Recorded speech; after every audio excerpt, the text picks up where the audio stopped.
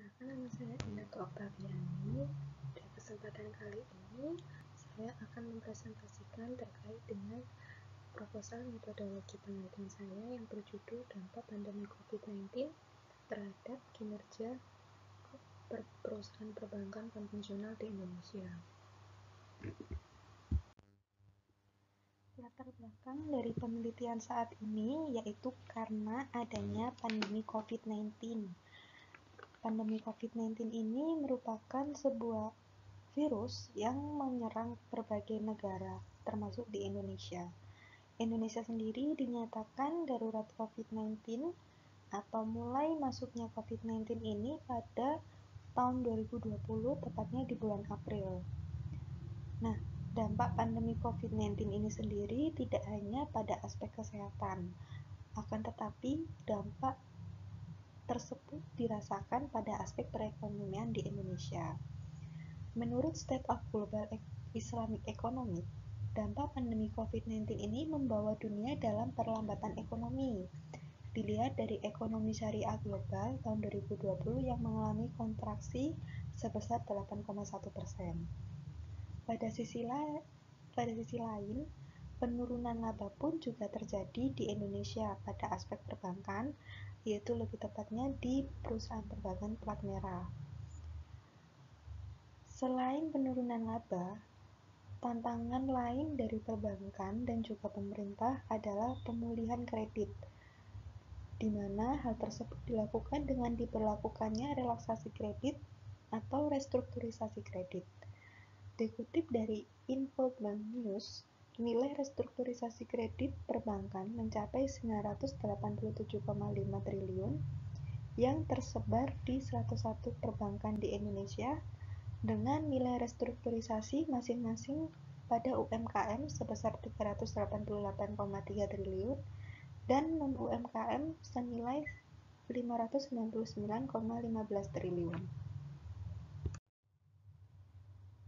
Sehingga didapatkan rumusan masalah sebagai berikut, yaitu apakah pandemi COVID ini memang berdampak pada kinerja keuangan perbankan, di mana kinerja keuangan ini diwakili oleh rasio atau diukur oleh rasio rentabilitas, solvabilitas, kualitas aktiva produktif, dan rasio likuiditas.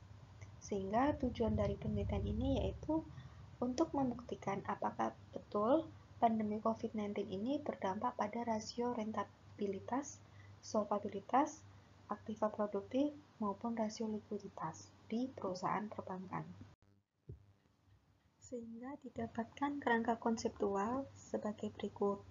Terdapat dua kondisi, yaitu kondisi sebelum pandemi dan selama pandemi, di mana kinerja keuangan ini diukur menggunakan rasio-rasio kinerja antara lain rentabilitas, solvabilitas, kualitas aktiva produktif, dan rasio likuiditas, yang nantinya rasio-rasio tersebut akan dibandingkan pada tahun sebelum pandemi dan selama pandemi.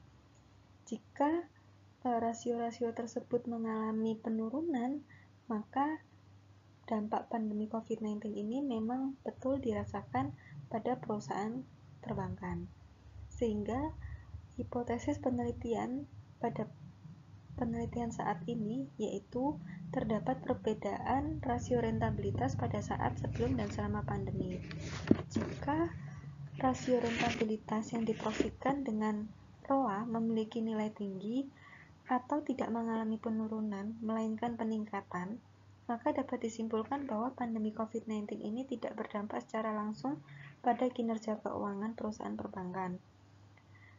Hipotesis kedua, jika rasio solvabilitas yang diproyeksikan dengan capital adequacy ratio memiliki nilai yang tinggi, maka perusahaan perbankan dinilai memiliki kecukupan modal dalam mendukung operasi perbankan. Hal tersebut menunjukkan bahwa bank tersebut siap dalam menghadapi kondisi keuangan pada saat pandemi COVID-19 maupun di luar pandemi COVID-19. Sehingga pandemi tersebut tidak terlalu berdampak pada kinerja keuangan perbankan. Hipotesis ketiga yaitu rasio kualitas aktiva produktif, di mana jika rasio tersebut menunjukkan nilai yang tinggi, maka mengindikasikan bahwa banyaknya kredit macet pada perusahaan tersebut, sehingga akan mempengaruhi kinerja pada perusahaan tersebut.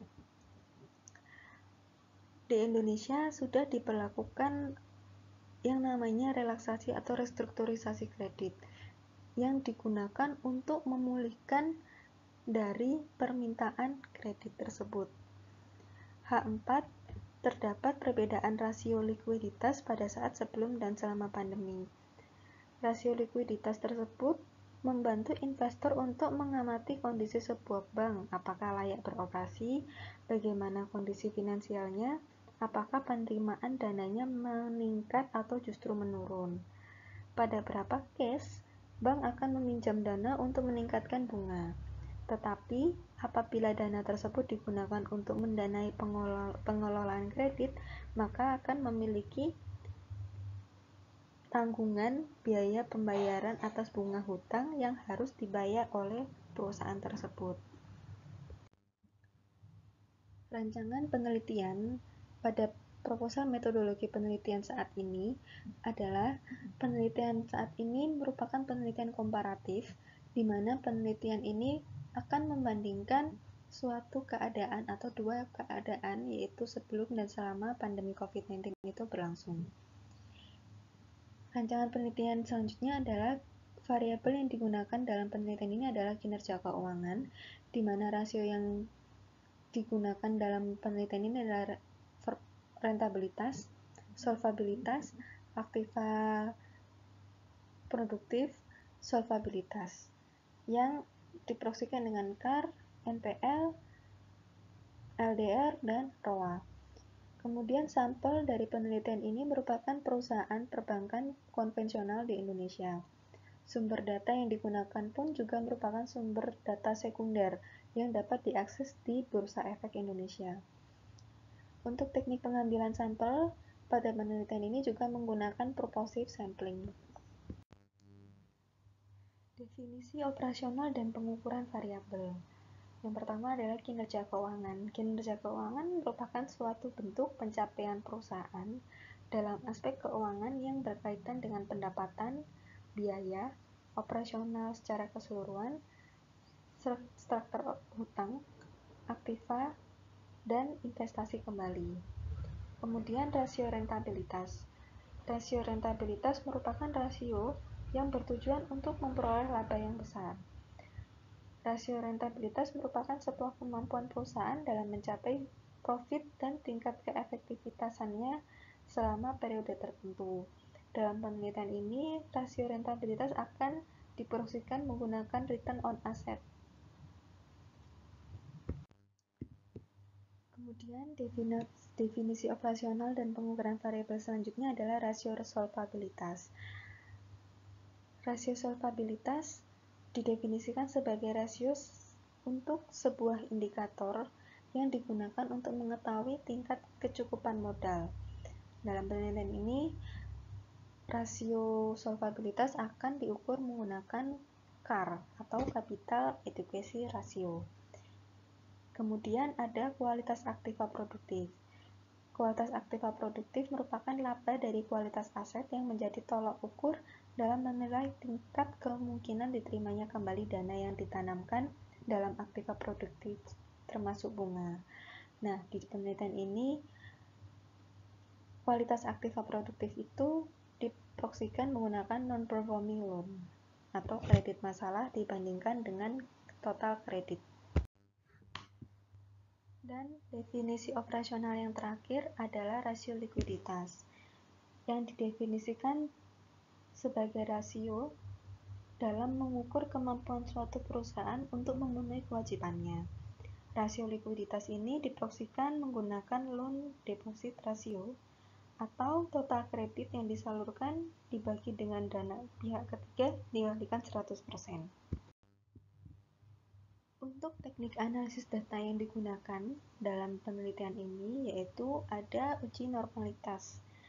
Uji normalitas ini digunakan untuk mengetahui apakah data dalam penelitian tersebut memiliki distribusi normal. Data tersebut dikatakan berdistribusi normal apabila nilai signifikan two-tailed lebih besar dari 5%. Apabila nilai signifikan lebih kecil dari 0,05 mengindikasikan bahwa berdistribusi secara tidak normal. Kemudian, uji paired sample t-test. Pengujian ini digunakan untuk menguji perbedaan nilai rata-rata dari dua sampel yang berpasangan atau saling berkaitan. Nilai paired sample t-test ini akan dibandingkan dengan nilai t hitung dengan nilai t tabel atau nilai signifikan alfa sebesar 5%. Apabila nilai alfa signifikan lebih kecil dari 5%, maka dapat disimpulkan bahwa H0 ditolak atau tidak terdapat perbedaan maupun tidak terdapat dampak dari variabel yang dimaksud. Sekian presentasi dari saya, terima kasih.